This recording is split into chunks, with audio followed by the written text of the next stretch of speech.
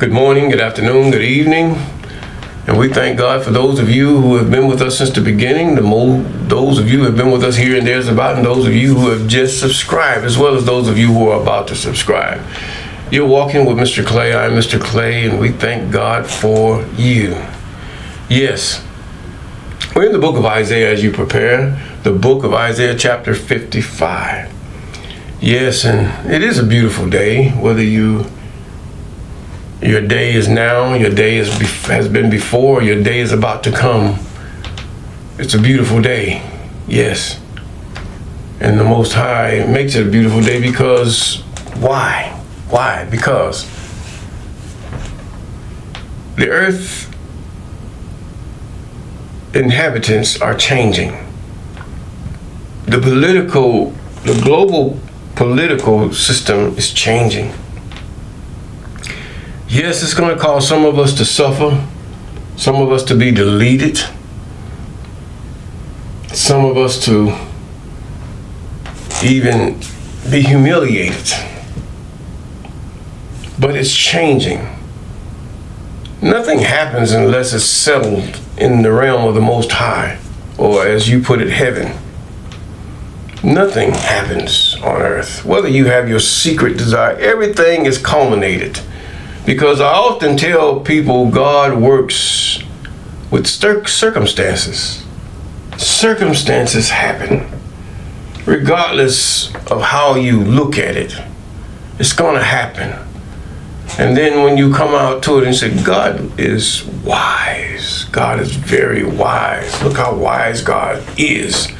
Look how God can tell this spirit to do such a thing. Go there and stir up this people. Or go up there and do this. Now we're going to get to the point of Zechariah. It has nothing to do with the book of Revelation. Zechariah. Revelation borrowed from that. So Zechariah. By the myrtle tree. I won't give you a little prequel to that. I'll put it that way. But before we go into the book of Isaiah, let us pray the prayer of Abraham. Deliver me from the hands of evil spirits who have sway over the thoughts of men's hearts, and let them not lead me astray from thee, my God. Establish thou me in my seed, that we go not astray henceforth and forever. And that can be found in Jubilees chapter 12 and verse 20. Yes, Isaiah chapter 55. Ho, everyone that thirsteth, come ye to the waters, and he that hath no money, come ye, buy and eat. Yea, come buy wine and milk without money and without price. You're never going to get that in this world. No, you're not. You're not going to get that in this world. Wherefore do ye spend money for that which is not bread, and your labor for that which satisfieth not? Hearken diligently unto me, and eat ye that which is good, and let your soul delight itself in fatness. Incline your ears and come unto me, hear, and your soul shall live. And I will make an everlasting covenant with you, even the sure mercies of David. Why would he even say the sure mercies of David? Because you knew better. Telling Jacob, you knew better. You knew the laws, statutes, commandments, and ordinances before all of this happened, even with the king of Assyria. But you chose the way of the heathen. You chose the way of hypocrisy. You chose the dark things of the world. But I'm going to have mercy just like I had mercy upon David, because I've chose you. I have a plan for you. Is what the Most High is saying to Israel. Now behold, I have given him for a witness to the people, a leader and a commander to the people. Who is he talking about? Who is him? Could it be David? David's dead at this time. Behold, thou shalt call a nation that knowest not, and nations that knew not thee shall run unto thee, because that I am thy God, for the Holy One of Israel, and for he that glorifieth thee. This is good news. This is gospel. It's not talking about way back there in your fake New Testament. That was very genius, though, the way they concocted it. It's hard to deny, because really there's no proof of the resurrection. There's no proof of nothing. Whether proof or not, still, it contradicts God in that thou shalt have no other gods beside me. And then what he says through the prophets, he says, there's no one beside me. Who are you liken unto me? Even in this book right here, the book of Isaiah, he gets at them. Now, if he was to get a demigod, would not he tell you he's going to have a demigod? But God doesn't do that, because God would need a wife, and God does not have a wife. Those of you who think that there's a queen of heaven, God is not. He likens himself unto a king, but there is no queen. If there should be a queen, it should be the children of Israel as a whole, or the children of Jacob as a whole, that will consent and be, should I say, submissive unto the Most High. This is where those of you that are of Islam say submit. Submit as a woman will submit unto her husband, but you have played the harlot. Israel, Jacob, those of you in the United States and scattered abroad. Some of you don't even know who you is, for you have, your ancestors have caused Deuteronomy 28 to come upon you, where the Most High said, I will cause you to forget about me. Because you're not gonna, your heart is evil anyway, and you can see Christianity itself. They can't even keep Christianity. Talking about, oh, we can't keep the law, the laws. But you can't even keep Christianity. You can't even keep the New Testament. Look at your preachers, your pastors, and your pew members, and your deacons, and all these things. Whoremongers, adulterers, idolaters, all manner of evil. Not even close to what the ancient Israel was, and they cannot keep the law? What is your problem? But nevertheless, making up things as you go, trying to give a glimpse of what is holy. What is holy is the law. What you shall be judged by is the law. There is no standard other than the law, because it is universal, period. So even the pagans, the Buddhists, whatever crazy, far as my understanding, it's crazy, religion or denomination from the Abrahamic faith you have come from, it's foolish. You have to come back to the law. It is the standard of holiness. It is the righteousness of the I Am, even the Creator, even, for those of you who want to know in that language, Allah.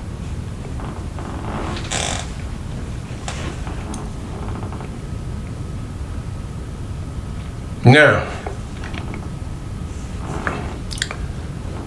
he says, now thou shalt call that nation thou knowest not. In other words, by your life that you live, by the holiness that you display, by the way you worship me, and you've gone about the order that I've given you, nations will come and they shall be called, because they see order. They see dedication unto a God. This is why a lot of them go to Islam now, this day. Because they see an order, they see something, and some of them they say, oh, I wished I'd never come. And some, they just like it for the hijabs and the dress and all this other stuff. But that's just, what they dress in is not Islam. That is just regular Arabic, or should I say, Eastern dress. The Chinese dress that way, the Japanese dress that way. All Asians dress that way with that kind of attire. It's not just, should I say, Islamist, whether you Shiite or Sunni. No, it's not that. Or Arabic, it's not even Arabic dress, it's just Eastern dress. They use the gold, the silks, the veils, and all these things. Even the pagans of that day and the ancients of that day wore the same things. So get a life. Now, he says, now, they shall run to thee, and they are called because God, the I Am, has been glorified in thee, Jacob. How was he glorified in the Most High? Because in the book of Esther, after the edict had been forth and Haman was hanged. And also it was given that they should subdue their enemies. And their enemies could not do nothing, for Israel was under the protection of the Most High the Most High has allowed even the Persian king to protect Israel and to back them up. God is wise. And so they began to take over their lands that Persians and everything else tried to take, or they had taken. And the desolate lands that were laid down, they went and occupied them. And now, and at that time, they began to build. They build the walls, they build the temples, and they began to sacrifice before the Most High, and it was glorious. And for that, the remaining nations joined unto Israel into worshiping the I Am. He says, now seek ye the I Am while he may be found. Call ye upon him while he is near. In other words, when the I Am take his hand off you, you are just desolate. You're gone. We ain't talking about no Jesus, Yahweh Shai, Yahusha, or whatever Yahweh or whatever. Or Yeshua, not Yahweh, I'm sorry. But Yeshua, we're not talking about that. That's fake. That's something made up that has to do with Deuteronomy chapter 28. And the Most High saying, you will forget me. Yes. I don't care how far back it was made up. Oh, they come up with a good one with that one. And then they come with this Islam. That's a good one too. I'm talking about spirits. I'm talking about those spirits that were allowed to deceive the children of men. Buddhism and all these other religions. These are spirits that were allowed to seduce the children of men. And God gave them all a region. According to the book of Jubilees, God gave each spirit a group of people to deceive. You understand that in the West, it is your idolatrous Jesus, Yahweh Shai Yahusha. In the East, is Islam. Now you go into the further East, it is different other gods that were made after the images of men, instead of men made after their images. You have your Indian religions and you have your Far Eastern Asian religions, and they are thousands upon thousands, millions. Some we never even heard of that people worship. These are the spirits that God have placed. But he says, you can have these people, but Israel is mine. Jacob is mine. He's not talking about those that come from Europe and that he's allowed to occupy the land that they so-called is Jerusalem. That's not even Jerusalem. That's more the northern kingdom. Jerusalem is in the southern part. They call it Tel Arad. The sepulchre of David is there, and all the kings, and Bethlehem is there. It's a place of graves. Go there. You'll figure it out. There's a lot of people go there. They're not going to tell you about it because they want to keep you deceived. A lot of clergy and people go to Tel Arad because it is Jerusalem. It is the southern kingdom, Bethlehem and all the rest of them, but the names have been changed to promote an agenda in the Jerusalem that you go to, that you think is so, because that Jerusalem is surrounded by mountains. It is on a mount in the Mount Olive. These are there. They're not like the mountains. The deception is they're not the mountains that the West defines as mountains. No, they're not. That's what they're translated to, but that's not it. Let's continue. Seek ye the I Am will be found. He said, let the wicked forsake his way, Now this is how you get forgiveness. And the unrighteous man his thoughts. And let him return to the I am, and he will have mercy upon him, and to our God, for he will abundantly pardon. You get down on your knees, oh, forgive me, have mercy for my sins, and all this stuff like the Christian book so-called tells you. That's good. But in your heart, once you stop, and don't you know he stopped messing with that woman that he was seeing? He was in fornication, but now he stopped messing with her. Now he's married. It's not that he turned religious or anything. He just stopped. What did he stop for? Did he stop because God? Well, he could have stopped because he feared his life is in jeopardy because of other boyfriend. I don't know, something like that. But either way, people stop. When you begin to see the error of your ways, thou shalt not commit adultery. He stopped lying. He got rid of that extortion of business where he was taking people's money and start giving it back to the people that he stole it from. Well, that thief started putting things on people's front door and some extra money, and because he knew he was wrong, he knocked on the door and ran. And he gave them their televisions, their TVs, or whatever he stole from them back. This is repentance. That is repentance. Give it back 2-3-fold. Whatever you extorted, whatever you lied about. Stop the adultery. Because if adultery catch up with you, it would result only in death of both. Yes, even in the land of Israel. So you see the laws have changed, the times have changed. They don't even keep the same Sabbath days. They've all changed. Sabbath, Saturday. That is a lie. You're still in your sin. The Sabbath is always, and always have been, the seventh day of the week, or the week, and the month is determined by the new moon. And 7 days from that new moon is the Sabbath, and 7 days thereafter is the Sabbath until the next new moon. It has been that way for thousands of years, and yet you wallow along in here and say, oh, Hawashima Mama Shama, or whatever you say.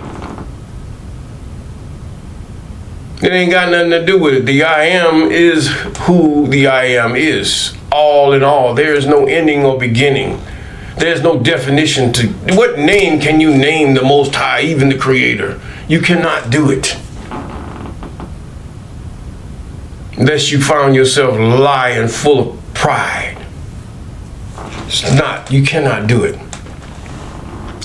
Let us continue. It said, let the wicked forsake his way, the unrighteous man his thoughts. Forsake your thoughts. Your thoughts of whatever.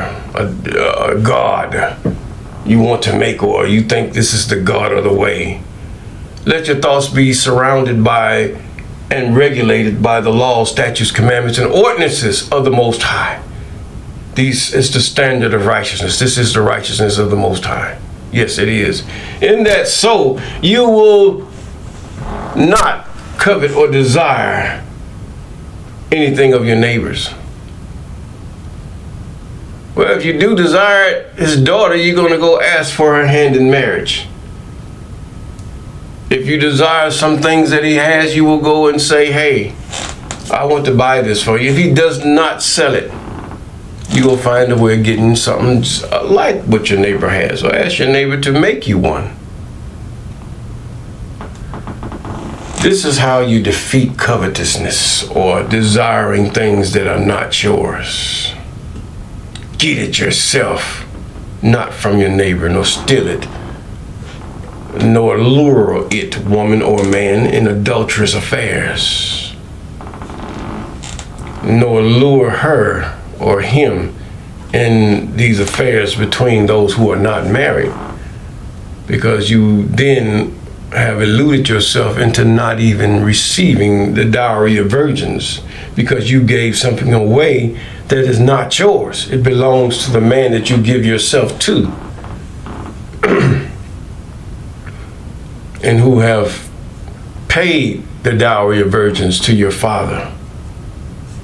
One thing about love has nothing to do with marriage. Commitment. Whether you were sold into marriage or what, you are committed. Because you're going to find some way to be intimate with that person, to love that person, or whatever have you. You're going to find some way to do it. Unless they betray you after you've gotten to the point where you are fond of them and that you cherish what, the Most High has instituted. Now, let's continue. You see, love comes and goes. Commitment stays forever because it's a part of your heart. Love is like an affection. It's an earthly, affectionate thing that affection always comes and goes, regardless of what you think. It comes and goes. Infatuations, your sexual desires, they come and go. That's why you were given that mate. That's why you have an husband. And husband, that's why you have a wife or wives. When all else fails, you still have that pleasure with your mate, or should I say, your husband or your wife. Now, he says, let the wicked forsake his way, the unrighteous man. Let him return to the I am, and he will have mercy upon him, and to our God, and he will abundantly pardon. When shall I say to the wicked that in the day that he forsake his wickedness and do that which is right, his wickedness shall not be remembered anymore? Then you give your sacrifice. When you give your sacrifice and it is accepted before the Most High, you know your ways, and the Most High know your ways have changed. You will not do that again. This is the way of the sacrifice. But many have given sacrifice and hypocrisy in order to deceive the Most High. Just like you, those so-called Christians or Islamists, you go to Allah, you go to the Most High, you go to the I am. But in your heart, you still do the same thing. You don't detest those things. And you've been deceived that you might bust eternity wide open to be judged, only to find out that you were just wicked in your heart. God already sees your wickedness, the things that you suffer and you deal with because of your wickedness, to show you that you are wicked.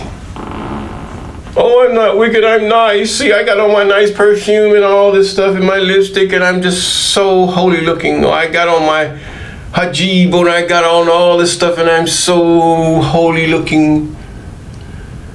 Use a whore, or use a whoremonger, or use a liar, or use a thief, extortioner, everything that comes under those titles. That's what you are, because your heart is unclean. And many of you have been deceived on how to clean your heart.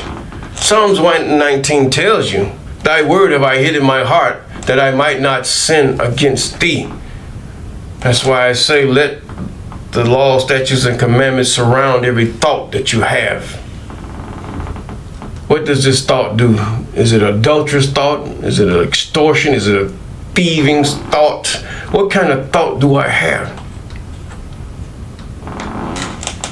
The I am has the answer, and that's his laws, commandments, statutes, and ordinances that will light your way. It is the light to your path. It is the light that lighteth the way to pleasing the Most High, that you might be whole. Now, he says, now, for my thoughts are not your thoughts, and your ways are not my ways, saith the I am. No, your thoughts are not the I am's thoughts. Your ways are not the way of the I am. You say, oh, loving God. Not the way you look at love. You're supposed to be like effeminate God, tiptoeing to the tulips. Oh, I forgive you and all this. God is not like that. The same God that ripped up nations and tore babies and allowed men to dash them against the wall. You are creation. It's just like a baby get tired of a toy. What are you going to do? Smash it up against the wall or throw it away? Or he gets sick of it. It hurt him. A man gets upset with his wife because she has played the horror. Yeah. And he's ready to say, I give you a writing of divorcement. Look, woman, you cannot divorce your husband.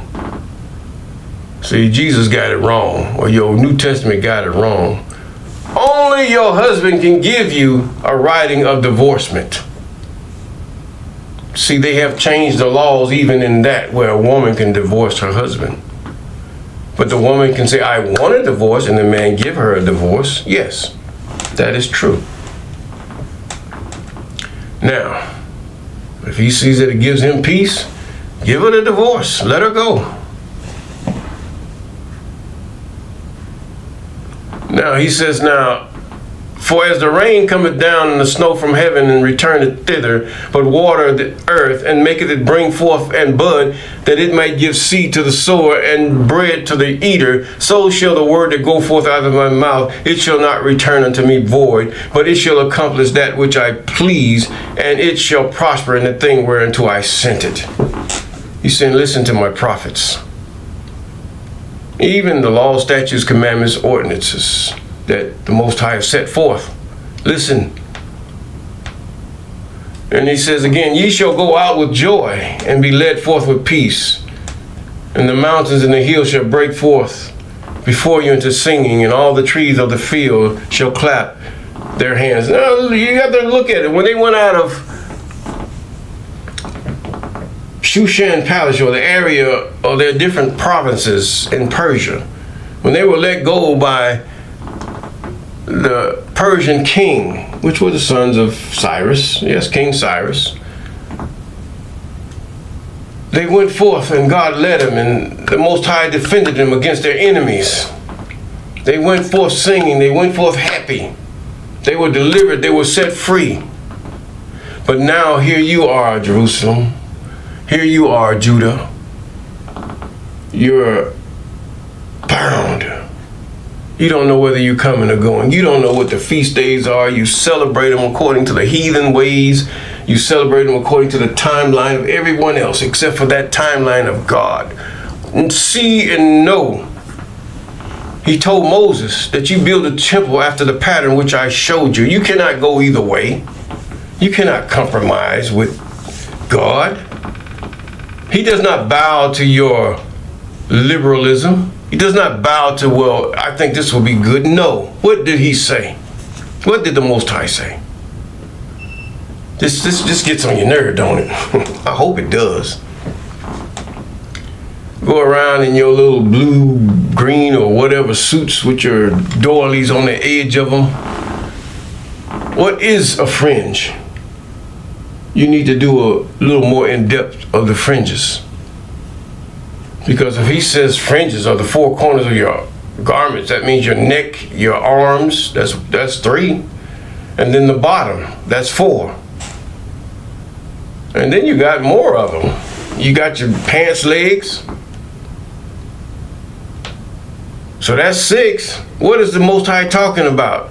This is what you have to investigate. And when you come up with your assured definition of what God means to wear fringes, then you're going to be all right. I'm not going to tell you nothing. A box in front of your head? No, God didn't have his people running around looking crazy. Now, here we go again. Instead of a thorn shall come up fir trees, instead of bear come up myrtle trees, and it shall be to the I am for a name and for an everlasting sign that shall not be cut off. See, there's a perpetualness to this. If you do these things right, if you obey the commandments, statutes, ordinances, and laws, yes, it shall be for a sign. As long as you be willing and obedient to do that which is right, that your ancestors have agreed to, and those of you that have come into the laws through Israel, statutes, commandments, laws, and ordinances, it's going to be all right. God doesn't reject anybody. But the Levites is not another sign of being born again. You are not a kingdom of priests and kings. The Levites are the priests of the Most High. It only comes through they're born again. You have to be born a Levite through a Levite mother and father, according to the Most High. It has to be both. Then you are a Levite. Because a Levite cannot marry a heathen woman or an Israelite woman, period. The priest of the Levite. God does not change. And it's still there. It's still there. You don't have to worry. God got his plan to restore all these things back to the way they were. And if we do those things that the Most High has put forth for us, we will have peace.